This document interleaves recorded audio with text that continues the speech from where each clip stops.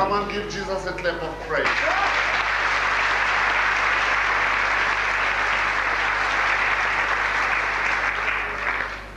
Amen. Ukhona indaba esifuna lesikhuluma yona, and I promised you ukuthi I still have a lot of things to say now, so I'm going to take about 15 to 20 minutes to talk on that before Sindhulela Mvumi. 1 Timothy chapter 3, verse 14 and 15.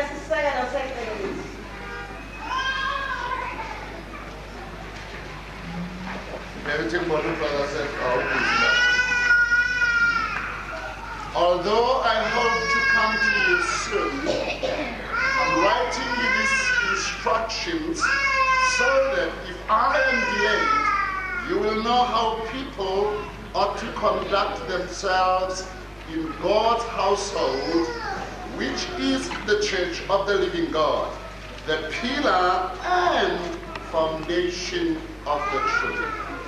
Amen. Now, this is Paul's writing, abhalela uTimotheus. Paul ke uTimotheus, Timothy,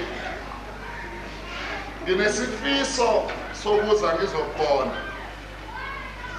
Kodwa ke kungenzeka ukuthi ngibambezeleke bese ngichazile ukuthi into eyenza ukuthi uTimothy noPaul bazithole bakule ngxaki ukuthi uPaul banama travels amaningi kanti waba ne-imprisonment, waboshwa, wavalelwa. Uthe noma sekadedelwa ejele, waplacewa under what they call a house arrest. Angenamalungelo okuphuma nokungena njengokuthanda kwakhe. And therefore, he had to communicate by writing. Ngake ngathi kini mangifundisa indaba yokushumayela, ngathi mina ukushumayela kuza ngendlela ezimbini, and phansi kwalendlela ezimbini, in fact ezintathu zokushumayela, kukhona ezinye izindledlana ezincanyana eziwela phansi kwalezi izindlela ezikhona. Kukhona what the Greek people call the rhema, njengaleli gama lalensonto irhema. That's actually the Greek word. Rhema means the spoken word of God. Now, the rhema, the spoken word of God, ikhulunywa kuma levels amabili noma kuma styles amabili okuveza indaba. Kukhona i-preaching style ebizwa ukuthi i-monologue preaching style, which means ukhuluma umuntu oyedwa bonke abantu bahleli phansi. It's monologue. I am giving rhema, or I am rhemering, but it is in the fashion of a monologue. Kodwa kukhona another style of preaching ayivamanga, and labo abayenzayo must be very good, because if you are not good, you will mess things up. Ibizwa leyo ukuthi dialogue. Lapho ushumayela by debate and interaction. Now, abantu abafundi communication, they will understand ukuthi kukhona lento esibiza ukuthi ama-zones of communication. Kukhona i-personal zone, kukhona i-interpersonal zone, kukhona amazone, but finally kukhona i-zone abayibiza ukuthi grandstand or sophistication language manje rather stadium zone. Ayomfanisele mabathi stadium zone batho ukuthini. Uma ubheke abantu abase stadium badlala ibhola, thina esibukele ama-fans, angakuleli gama lokuthi iziwembu igama elihle, okay, I don't know, but I'm looking for a word. Ibukeli, yeah, ibukeli, eh? Ne? Ibukeli, yeah, ibukeli. Na uthola ukuthi kukhona ibukeli ezithanda uDr. Khumalo, bangamfela nokumfela, bangashayana. Uma umunye angabiza uDr. Khumalo ngegama elibi, bangashayana laba ngoba lo uyamthanda. Dr. Khumalo ucommunicator what we call talent and skill kubo. Kodwa akena interaction or an interpersonal relationship nabo. Urelator at stadium, bayamthanda, bayamazi, uyabaza ngabazi naye, ukhuluma nabo bangeke baze bamthinte. But in dialogue isho ukuthi niyaxhumana. Now Paul mayefika endaweni yase-Ephesus, wafika e-Ephesus kugcwele iy'thiko. Now iy'thiko lezi zase-Efesu zonke zinamagama, kodwa uma bafika kuNkulunkulu lo wethu uJehova bahluleka ukuthi bazombizana, ngoba laba abanye bayabazi bababiza ngamagama. Babafika kuNkulunkulu bathi lo uNkulunkulu ongaziwa. And so when Paul came, he did not stand on the pulpit to preach. Wababiza wahlala nabo phansi and dialogued nabo, abatshela lo uNkulunkulu ongaziwa ungubani. And when they had debated, when they had argued, Paul convinced them. Paul won the debate and the argument until they received Jesus. Now besengishilo ukuthi this dialogue preaching ayenziwa noma ubani. Yabona le nto yenziwa ama-Wash Tower. Ama-Wash Tower, they don't specialize ngokuma behind the pulpit. Ama-Wash Tower abantu be-dialogue baza kwa balikhipha wonke amabhayibheli wakubele. Uyobona mabaye emzini yabazalwane, ungakhala igate umzalwane ababona avele athi ingane, what do you mean mabanye?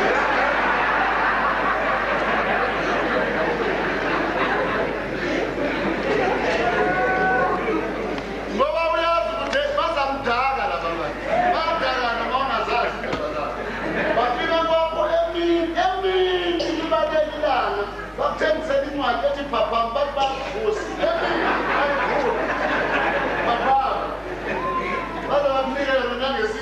Away.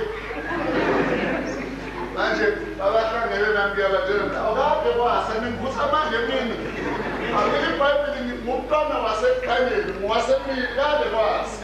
But that is called dialogue. Kodwa kukhona futhi ukushumela izwi ngezwi elibhaliwe, and it is called the logos, the written word, communication by a written instrument. For those of you who are legal minded, in legal terms you would call that communication by an instrument, a paper written instrument. Paul specialized nazo zonke inhlobo ze preaching. Paul would stand up and preach, but Paul would get into a university and argue with professors nababantu abathize ukwenza point yakhe. Paul wrote, Paul preached, Paul debated, so that he dialogued, he monologued, and he logoed. What a man. Now, by the Timothy, I do want to come to you, but I may be delayed. Ngenxa circumstances engizithola ngenxa yaloko ke ngukutshela lezi zinto, kukhona izinto azishilo phambili before fika kule verse. Uthi ke ukuthi wena ukwazi ukuthi mangingafikanga ukwazi ukufundisa abantu ukuthi endlini kaNkulunkulu eyibandla eyinsika yeqiniso ukuthi neyisisekelo futhi seqiniso ukuthi kwenza njani kuhanjwa njani. What does it mean? It means in the house of the Lord awuhambi noma kanjani, awenzi izinto noma kanjani. ikhona indlela yokwenza izinto, kukhona indlela ekhomba ini inkambo yethu in the house of the Lord. So i-assignment kaTimotheus, according to Paul, was to teach abantu ukuthi baziphathe njani, bahambe njani endlini kaNkulunkulu eyibandla. Now I spoke about, before sikhuluma ngokuthi kuhanjwa kanjani, kukhona izinto ezithize that we need to know ngebandla. Number one, ebandleni, noma ubani umuntu ongena ebandleni afanele ayazi, angayikhohlwa futhi aphile ngalolo lwazi, is what we termed the ownership of the church. Yelikabani ibandla, yelikamfundisi cha, ele-DC cha, ele-executive cha, elama-elder cha, elama-deacons cha. Mfundisi, uma bala zonke ley'gaba ozibalayo uthi ibandla alisilona lalabo bantu, kahle kahle elikabani ibandla? Ibandla linomnikazi. Ubani umnikazi webandla? uJesu Kristu, inhloko yebandla. Now I thank God ukuthi njengoba ngikhuluma, mawukhuluma ngo-DC ukhuluma ngami, I happen to be the chairman ka-DC. Mawukhuluma nge-executive ukhuluma ngami, I happen to be a member of the national executive of this church. And I serve in the international board of the executive of the Assemblies of God, if you want to know. So that mangithi bandla alisilona le-DC or le-executive, uma bengasi executive of DC, ngozathi ngishaya i-executive for i-DC. Now ngikhuluma ngesibindi ngilapho, akusilona ibandla elethu. Angazi igama lesizulu ebengalisebenzisa lithini, kasifana nenkari phutego ijata khomutsa mafisa. Lamasizo, inkomo yenkomo, okay. Ngesizulu inkomo zamasiso, ngesikhosa inkomo ya yona le ndizi.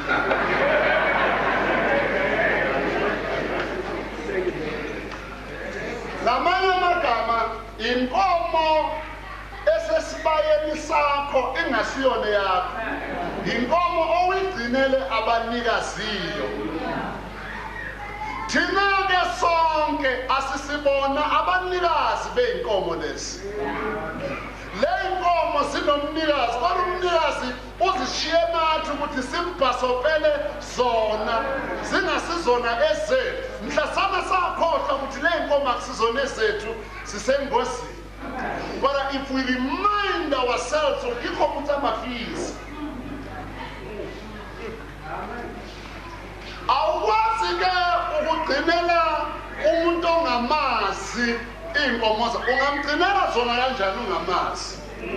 Ukuthi uzigcine kahle kufuneka wazi bani umnikazi, wazi ukuthi ziyini injongo zakhe ngale y'nkomo zakhe, wazi ukuthi ziyini iy'fiso zakhe ngale y'nkomo zakhe, wazi ukuthi iyini imigomo yakhe ngale y'nkomo zakhe. Ube nengqondo yakhe ukuze ukwazi ukuphatha izinto zakhe, ngoba unengqondo yakhe nenhliziyo yakhe uyayazi. Umuntu ozobhasopa ibandla likaNkulunkulu kufanele number one azane noNkulunkulu lo azombhasopela umhlambi wakhe. Amen. Angandluli nje ekumazini uNkulunkulu lo azombhasopela umhlambi wakhe, azi nokuthi umhlambi lo uyini kulo Nkulunkulu.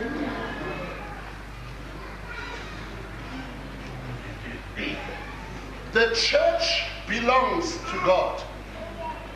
Obaba bethu abasizala sebashona uningi lwabo, nabaningi basazohamba.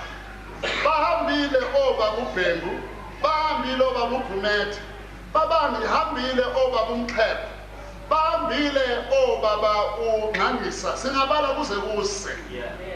Sibala. Kodwa ukuhamba kwabo does not destroy the church, because the church is not their property. They will die, but the church will never die. Amen. Amen. Sayibuka ke indaba le ye-ownership yebandla. Namhlanje ngale 5 minutes or so esinayo, I want to say something very quick. Kodwa sizobuya sikhulume kabanzi kuyo ukuthi njengoba ibandla lelakhe,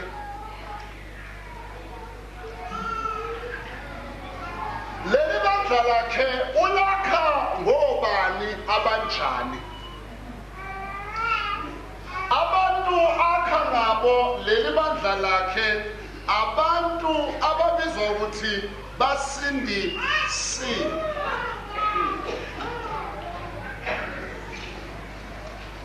Abantu abanjani? Yini le ebasindisayo? Basindiswa ngomusa.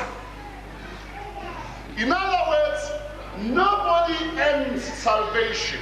Salvation is not a reward.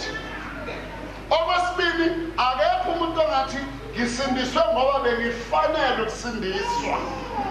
No. Sisindiswe ngomusa. Sindiswe ngani? Ngomusa. Ngizayeka ilenga namhlanje yokusindiswa kwethu ngoba anginasikhathi sokuyikhuluma. Kodwa ngifuna ukuthi sibuzane briefly nje ukuthi uNkulunkulu ucabangani ngalaba bantu abasindisile abafaka ebandleni. Ngizacela sivule amahubo.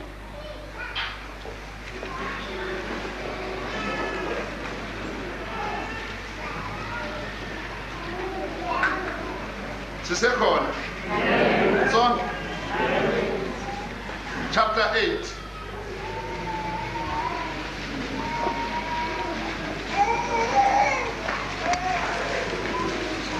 Verse 3 to 5. Ngokushesha.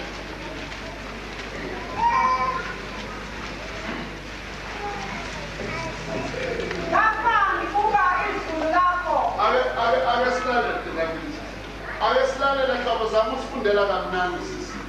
Lapho ngenzani? Lapho ngibuka izulu lakho. Yes. Umsebenzi weminwe yakho. Yes. Inyanga nezinkanyezi ozimisileyo. Yes. Umuntu uyini ukuba umkhumbulo? uNkulunkulu. Ubukhulu bakho buyamangalisa buyehlusa. Uthi mangibuka imisebenzi yezandla zakho uyayibala azafika la bala khona ngisho nesu abale nani futhi nebhakabhaka nezinyanga nenkwenkwezi zonke lezi lezinto zinyenza ukuthi ngizibuze ukuthi if you are such a great big God owenze izinto ezinkulu kangaka, yini into engakwenza ukuthi unake umuntu? Imisebenzi yakho intshela ukuthi umkhulu kakhulu. Pho uma umkhulu kakhulu kangaka ngenxa yemisebenzi yakho, lento kuthiwa umuntu yini uyinake kangaka? Yeah. Lendodana yomuntu ukuba uyinake na? Yes. Wamenza waba ngaphansana kukaNkulunkulu.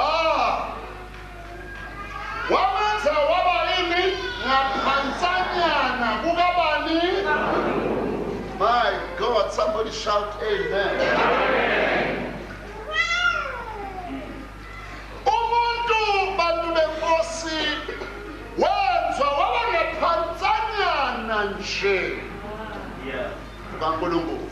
Amen. In other words, the next best thing from God is man.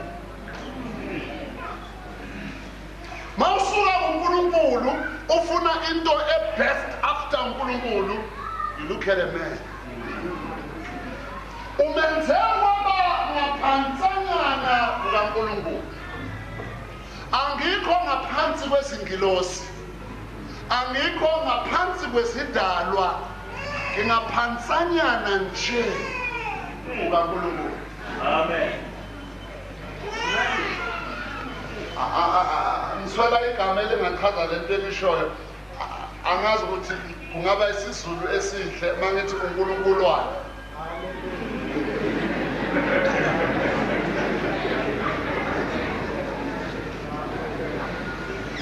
That is why bazalwane uma ubulele isilwane an animal, God does not care. Nalaba be-SPCA bayazenzela nje abanavesi.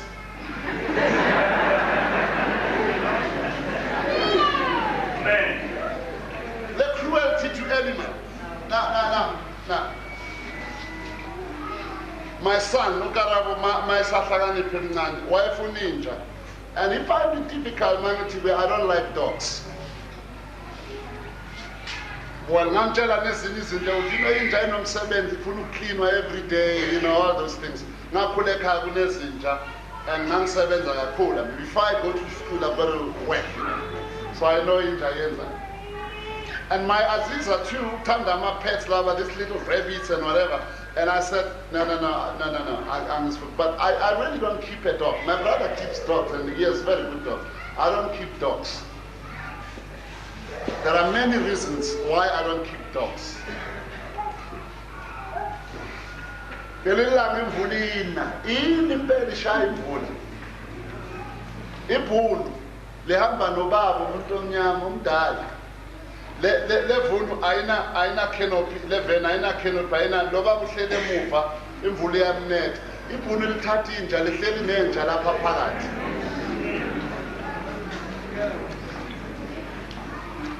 Lento wena uyiblalisa amathamba, uyithengele nenyama uyiblalisa amathamba. Uyaka udle mawuqeda uyijikijele. Ezamanje izinto asilaki ngoba impucuko ingenile sithola udog more. But can you imagine the pain of a man not fed, a dog being fed better than a man? Emanzi intente lo baba inji hleli yajampa lapha phakathi evenini. And ibhunu aliboni into wrong. uNkulunkulu was the first killer of an animal. Adam awile, God proved to us ukuthi impilo yomuntu ineveni ukudlula impilo yesilwane. Wathi uNkulunkulu kwaDam mawuwa udle emthini enthongadli uzawufa nokufa. Kodwa uma Adam afalahle uNkulunkulu akamplan uthatha isilwane esingenacala uyasibulala to save a man. God would even kill when it comes to saving a man.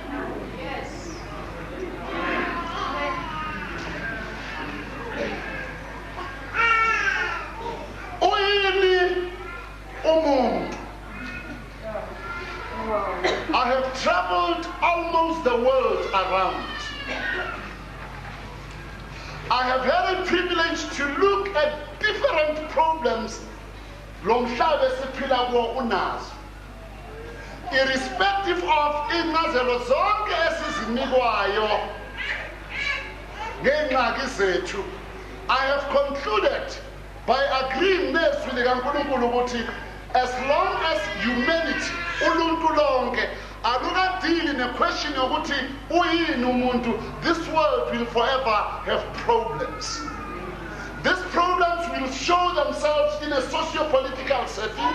They will show themselves in an economic setting. They will show lengxaki iyovela kwizigaba eziningi ezihlukeneyo zempilo yethu. But isisusa umnyombo wale ngxaki yethu akusipolitiki. Umnyombo wengxaki zethu ukuthi uluntu lonke alukami libuzo lombuzo othi uyini umuntu. The day sabuzana sazibuza saphendula lo mbuzo honestly ukuthi uyini umuntu, sa-understanda uyini umuntu, then the problems eziningi esinazo emhlabeni zingancipha. Uma insizwa noma indoda isukela wesifazane ehamba lapha iyomrape, imrapisa ukuthi ayazi ukuthi uyini lo muntu. Uma isigebengu sithatha isibhamu siyodubula sifuna imali, siplace imali ngaphezu kwe-value yomuntu. Ingxaki yaleso sigebengu ukuthi akazi ukuthi uyini umuntu.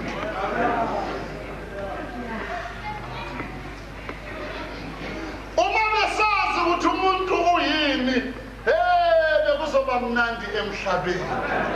Kodwa asazi ukuthi uyini umuntu. Kufuneka ke thina ebandleni singafani nabantu bangaphandle. We need to know ukuthi umuntu uyini. Mawuzonda umuntu uzonda uNkulunkulu. Mawuphatha umuntu kabi uphatha uNkulunkulu kabi. IBhayibheli umenze waba ngaphansana ukaNkulunkulu. Uma isilwane sifa, igazi lesilwane alithethi izindaba. Kodwa uma igazi lomuntu lichitheka liyadlula nasemhlabeni likhuluma ezulwini. Indoda yabo lalumfowabo icabanga ukuthi ayibona umuntu. uNkulunkulu wavela wabiza indoda ngegama ubani uKhayini. Wathi Khayini, uphi umfowethu? Uphendula uNkulunkulu uthi kanti ngingumlindini kamfowethu. uNkulunkulu hayibo angikhulumi ukuthi umlindi wakhe, ngikhuluma yegazi. Igazi lakhe liyamemeza.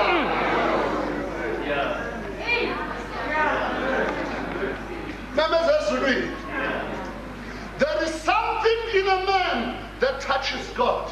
There is something in a man that is related to God. You know, ayikho into elizonda nekinyanya empilweni yami yonke njengomuntu ophatha umuntu kabi. Umuntu ophatha umuntu kabi umtshela kahle ukuthi akazani noNkulunkulu, uqhabele noNkulunkulu, akahambi ngendlela zikaNkulunkulu. Sawuli ungihluphekani na?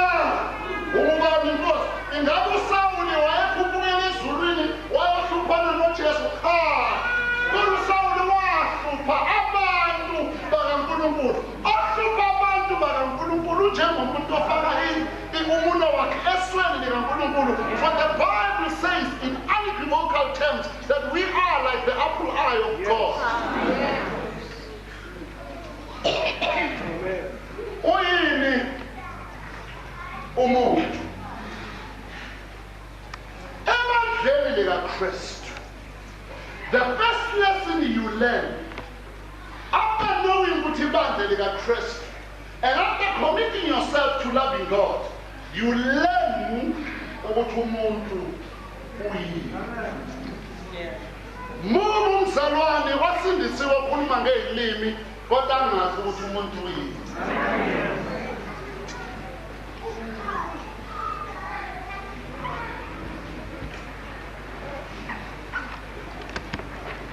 Umuntu yilesidalwa esafa uNkulunkulu engcakini.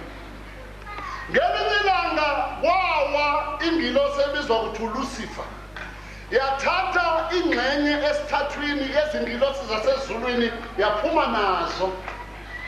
Thousands upon thousands, even millions upon millions. Umdalelanga uNkulunkulu isizulu. Say trillions, not only trillions. Some people will go to an extent of saying zillions. I do not know about the statistics. All I know is the Bible says, waphuma ingxenye esithathwini.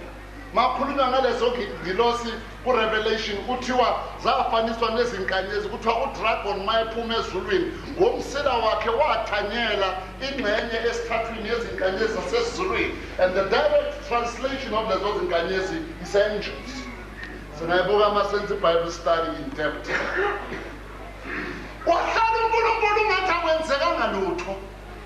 Wangathintwa ukuwa kwezingilosi. Wangazama ukubuyisana nezingilosi zawa. As a matter of fact, ayikho plan of redemption for the fallen angels. God did not make a plan to bring back ingilosi zawa. Kodwa emva kwesikhathi ziwili izingilosi uNkulunkulu angazamanga ukubuyisana nazo. Kwahamba wawa umuntu nenkosikazi yakhe, two people. Thanga lapha kwakuwe igidigidi negidigidi ezingilosi wayihlalela uNkulunkulu. But the day kwawa indoda nenkosikazi yayo, 2 people, uNkulunkulu waba nesizwe. Zathumisa ingilosi zasezulwini zamemezelana ama-cherubims nama-seraphims athi wingcwele ama-elder 24 asezulwini akhothama phambi kaNkulunkulu akumthintanga lokho. Wayeka izingilosi zidumisa, wayeka zimemezela, wayeka ama-elder 24 asezulwini akhothama, wafulathela idalwa. Indumiso yazo yangena ngapha yaphuma ngapha ngoba kuwe umuntu.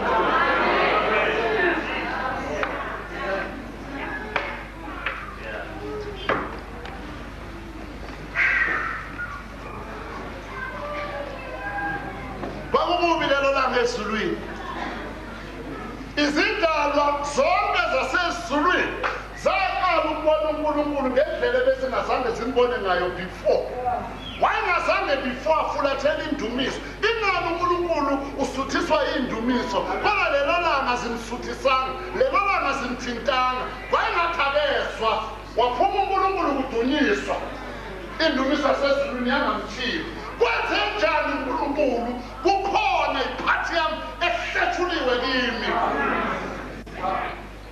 Angikwazi ukuhlala ezulwini ngingayitholanga. Wehla. Mayehla uNkulunkulu, now you listen to me carefully. Washiya izulu lixakwe indlela uNkulunkulu aphume ngayo. Wafika emhlabeni indalo yonke nayo yaxakeka. Le ezulwini indalo ixakwa indlela uNkulunkulu aphuma ngayo. La emhlabeni indalo ixakwa indlela uNkulunkulu angena ngayo. Wayevama ukuze emhlabeni every day azohlangana no-Adam. But today uza ngendlela angazange aze ngayo. Uzamemeza uNkulunkulu, uzahambela phezulu. Adam! And the whole of nature shrinked before the awesome presence of God. He was moving in a way he had never moved before. He was screaming at the top of his voice. He had never done that before. Zangahlaliseke uNkulunkulu. Kwenzenjani umuntu?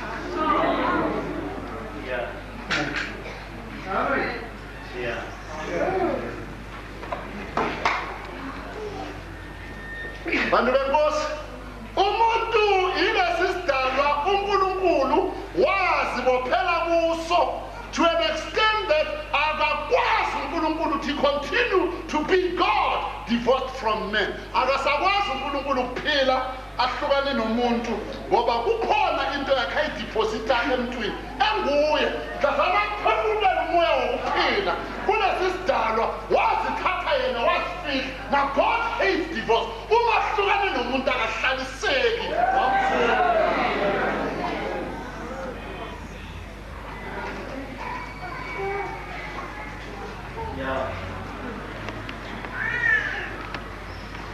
Uyini umuntu?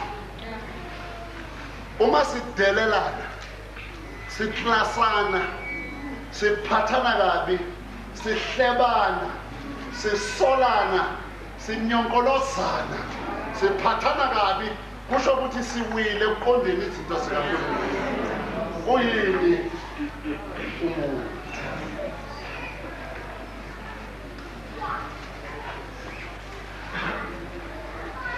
Njalo mawubheka umuntu, you must see something of God in a man. Ungavumi futhi ukuhlala kungemnandi phakathi kwakho nomuntu. Once kuba kungabi mnandi phakathi kwakho nomuntu, that affects God too, and a relationship with God, because God has deposited in both of you something. Zicabangele wena uma ingane zakho zingafunani zisendlini ukuthi uzwa njani. And think how God feels when Christians don't live together in harmony and in peace. Uyini umuntu?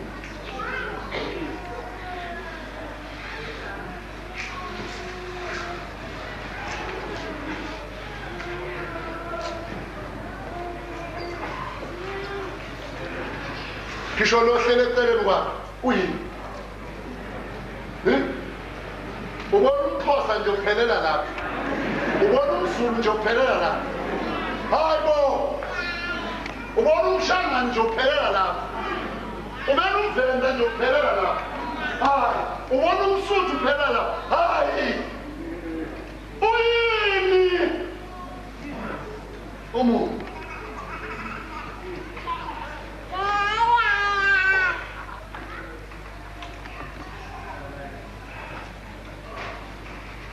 Man is the extension of God. Man is that creature that takes a place of preeminence in God's value system. Man is the next best thing from God.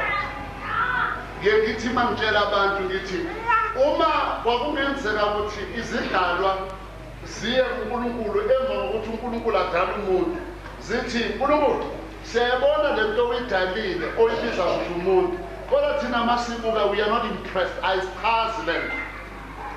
Yini ungadala into engathi ingconywana kunale? uNkulunkulu wayezophendula izidalwa athi la ngiphelele, la ngiqedile, la ngithathe konke okuwulwazi lwami ngakufaka la.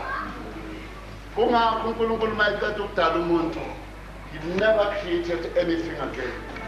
Man was the amen of God's creation.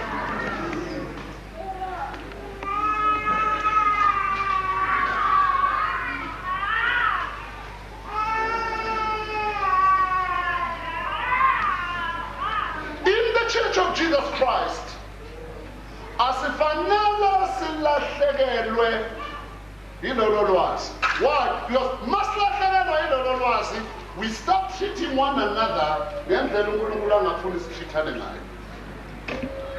Uma silahlekelwa yilolo lwazi, we start doing things to one another that God does not want us to do to one another. And uma abantu bakaNkulunkulu benzana izinto uNkulunkulu angafuni zenzeke kithi, simzwisa ubuhlungu. Uma uNkulunkulu sesilahlekelwe indlela lelo lwazi lokuthi umuntu uyini, siyaqala siyaklasana.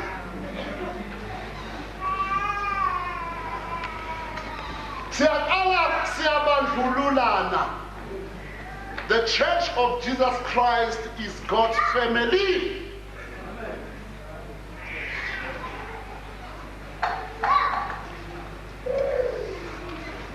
This is a question that the whole world needs to answer. Uyini umuntu? The day saphendula lo mbuzo ukuthi uyini umuntu, uzabona umhlaba lo uzawutshintsha. Usho ukuthi kungaba nesibindi sokuthatha isibhamu udubula umuntu wazi ukuthi uyini, wazi ukuthi nomshaya uthinta uNkulunkulu.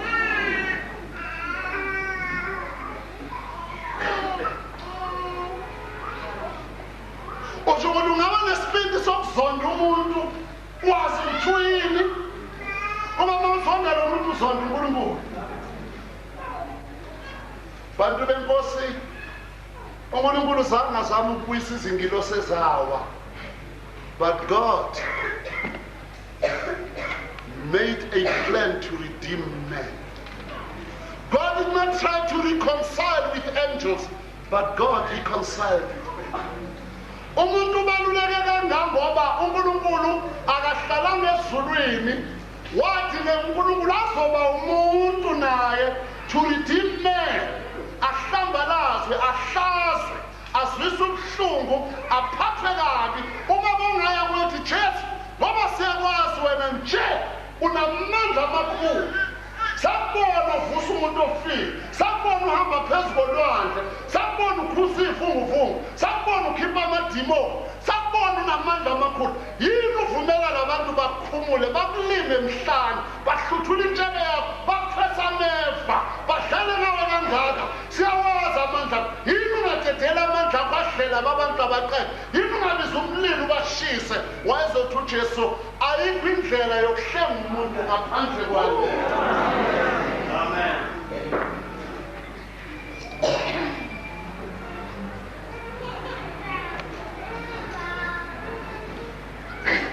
If we remember that, siyothandana, sihloniphane, siphathane kahle.